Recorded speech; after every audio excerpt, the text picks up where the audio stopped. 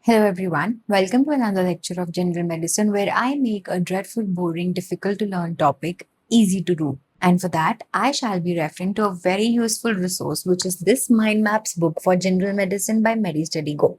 Now, why is this book so useful and important for you to get? Because this contains every topic in categorical differentiation and distinction, which is also in colorful format. So it's not at all boring to memorize and just mug up. It's very systematically created and contains pictorial representation for all the features. So you must get this book for yourself from any e-commerce platform like Amazon, Flipkart, Dental Guard, or even the website of MediStudy Go. So let's get into the topic for today, which is tetany. So what is tetany? It is a common disease wherein the muscles are involved because of derangement in the levels of calcium in the body. To learn about it, we must start it in some headings. So the first heading to study is introduction. So it is a condition characterized by involuntary muscle contraction or spasm because of abnormal electrolyte level, especially calcium. So calcium is the most involved ion, but there can be several other electrolytes like sodium, magnesium, potassium, which can be involved but less commonly. So calcium is the most abundant cation extracellularly, which is present in two forms. So calcium is present as 2 plus ion and is present in two forms. Either it can be free ionized or non-ionized. So the free ionized form is responsible for the neural action and the potential for muscle contraction. In the neurons, when the synapse is present, here calcium acts. And also in our muscles, when the spindles have to contract, they also need calcium. So calcium is controlling neuromuscular system. Secondly, if we talk about the non-ionized calcium, it is a form which is bounded from the negatively charged proteins, mostly albumin.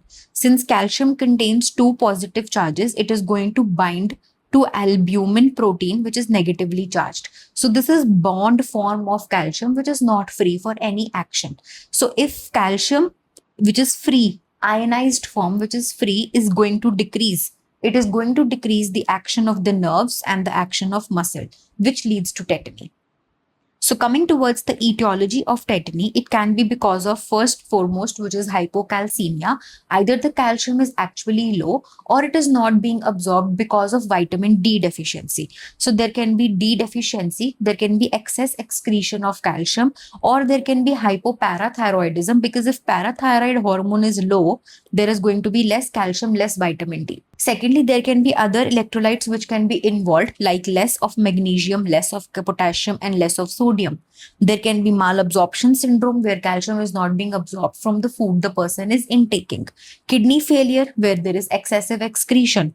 Metabolic alkalosis, wherein the alkali are increased and acidic ions are decreased. Acute pancreatitis, because that also leads to deranged absorption from the intestine.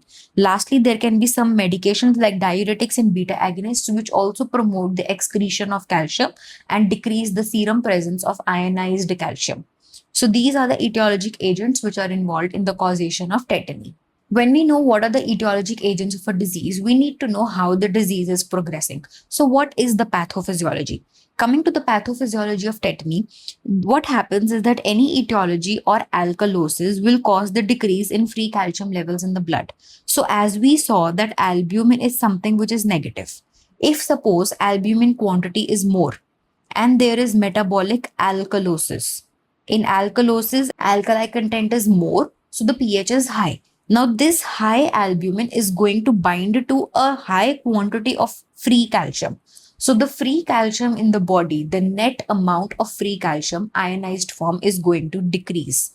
This decrease is going to lead to the pathophysiologic reaction. So the voltage-gated calcium sensitized sodium channels on the neurons are normally stabilized by calcium, which prevents spontaneous depolarization. In hypocalcemia, these neurons get overexcited and lead to muscle contractions or spasms. So what happens is that in the neuron at the synaptic junction, when a signal has to transfer, sodium pump is present over here. This sodium pump is blocked by the action of calcium being present, so that excessive signals don't pass and hyper responsiveness does not occur. This is a normal situation. Now consider the amount of calcium to be low. So calcium is not going to be present over the sodium gated pump, and sodium gated pump is going to be free. It's going to be open, and whatever signals are going to be transferred, sodium is going to conduct them towards the neuron, which is going to increase the responsiveness of the neuron. Increased responsiveness of the neuron is going to lead to the increased muscular reaction, because neuromuscular junction is something which is involved between the neuron and the muscle. If the neuron is activated again and again, because the pump is not being blocked by calcium, it is going to give signal to the muscles again and again, which leads to involuntary contractions and maybe spasms, which occurs in tetany. As over here, if calcium is attached to albumin, it causes a decrease in the free calcium in blood, which leads to alkalosis. Albumin binds to all the free calcium which is present and leads to less of free ionized calcium, therefore leading to the symptoms of tetany. So what are the symptoms of tetany? That is, what are the clinical features? So the clinical features will be of two types, something which involves the nervous system and something which involves the muscles. So there is going to be laryngospasm, because the muscles of the larynx and they are also going to be spasmatic and contractile in nature. Laryngospasm is going to be there. Twitching and tremors because of excessive responsiveness of the neurons and the muscles. Cardiac arrhythmias because the heart will also be in compensatory mechanism. Chvostek sign and muscle cramps or spasms. Now, what is Chvostek sign? It is when you tap on the facial nerve, there is going to be twitching. When you tap on the location of the facial nerve on the face, there is going to be twitching, which shows hyperspasmodic contractions. Then there is also going to be Trousseau sign, wherein when you inflate the BP cuff, there is going to be carpal spasm. Carpal spasm is of the hand.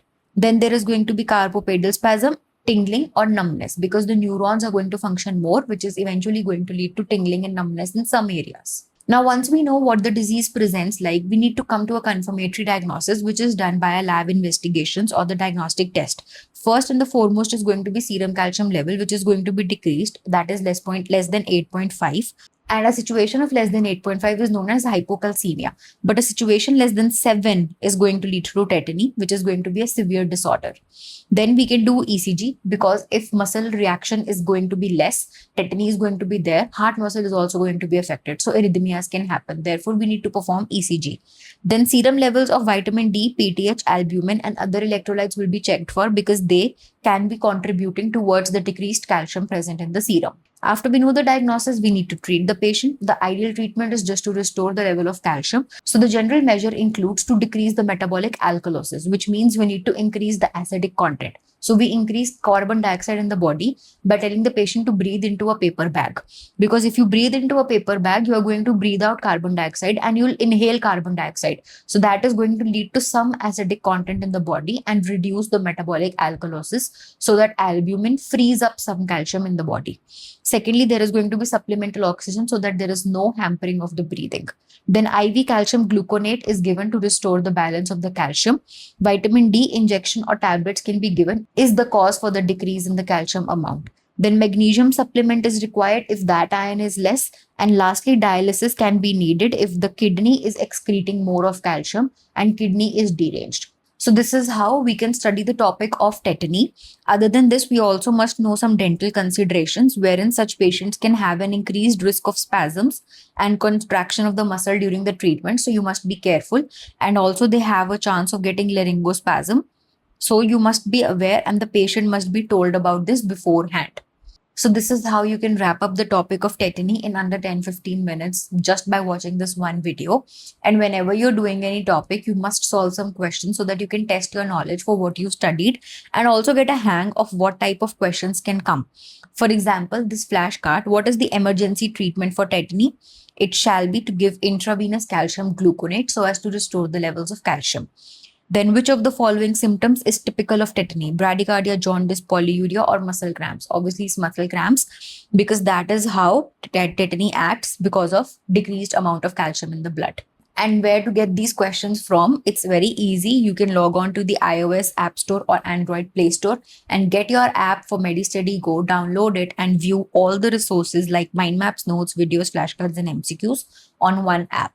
Other than that, you must subscribe to our channel of YouTube MediStudy Go so that you can view videos like these for under 15 to 20 minutes, just one subject, one topic, and you will be done. So keep watching for more such videos, and I'll see you in the next one.